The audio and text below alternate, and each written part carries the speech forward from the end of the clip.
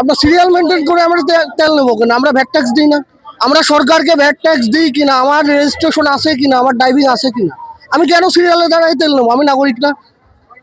অবশ্যই আমি নাগরিক, আমি কেন সিরিয়ালে দাঁড়াই তেল নেবো? এ ড্রাইভার কার? সংসদে অধিবেশন চলছে, কোনো এমপি, কোনো মন্ত্রী, প্রধানমন্ত্রী এ বিষয়ে কোনো পদক্ষেপ নিয়েছে? সংসদে তারা কি একটা মিনিট বলতে পারে না জ্বালানি সংকট নিয়ে? একটা মিনিট বক্তব্য দিতে পারে কি না? এই প্রশ্ন রাখলাম আপনাকে। আমি দেখলাম যে ভাই কিন্তু একটা ছাতা নিয়ে এসেছে। ভাই আপনি ছাতা নিয়ে আসছেন নাকি এখানে এই রোদের জন্য? আপনি জানতেন যে এরকমের কোনো পরিবেশ তৈরি হবে? না না, আমি আর গাড়ি চালাবো না।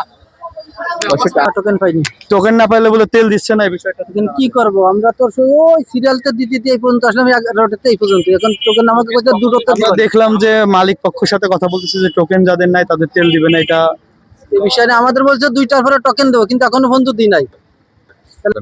তাহলে তেলটা কোন সিস্টেমে দিচ্ছে এখানে? টোকেন প্রথমে সকাল ব্ল্যাকবার দিছিল, তারপরে ওরা বলছিল যে 2টোর সময় আবার টোকেন দিবে। কতগুলো টোকেন সকাল ধরে দিয়েছে এটা কি জানেন আপনি? এটা আমার জানা নেই কতগুলো টোকেন দিচ্ছে। টোকেন ছাড়াও তেল দিচ্ছে, আমরা লাইন হিসেবে আছি, যেহেতু আমরা আইনি ভাবে আমরা লাইনে আছে, কেন তেল পাবো না?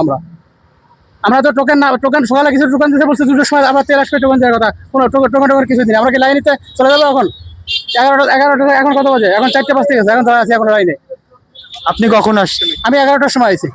11টার সময় এসে এই পর্যন্ত পৌঁছাচ্ছেন? এই পর্যন্ত গাইছি। এখন ওই যে লাইনের ওইখানে লোক ঢুকে যাচ্ছে ভিতরে, ঢুকে আমরা লাইনে এত পিছনে এখনো পড়ে আছে। তাহলে এখন আমরা চলে যাওয়ার কথা তেল নিয়ে, দাঁড়িয়ে পাচ্ছি না। কত এখানে লোক ঢুকছে, কোনো পুলিশ, কোনো প্রশাসন কেউ এখানে দেখতেছে না।